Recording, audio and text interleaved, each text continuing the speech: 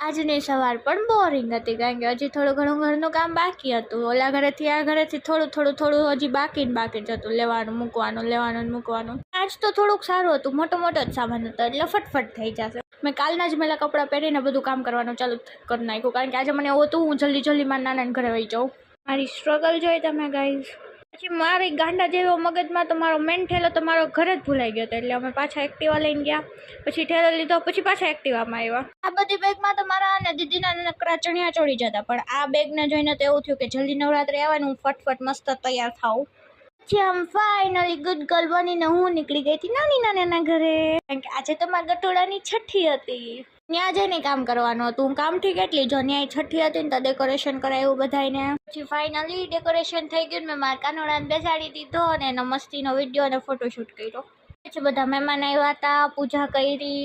બીજી છઠ્ઠીની પૂજા કે જે કરાતું હોય એ કરી. હવે મને નથી ખબર છે હજી. જ્યારે મારો કાનોડો રોતો નથી ને તો બધા થાળી વગાડીને રોવડાવે તોય ન રોયો.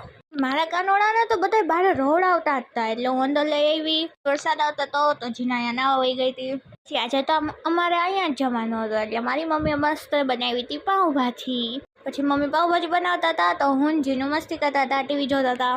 પછી મારો કાનોડો ઉઠી ગયો હતો, એને થોડીક વાર રમાડ્યો.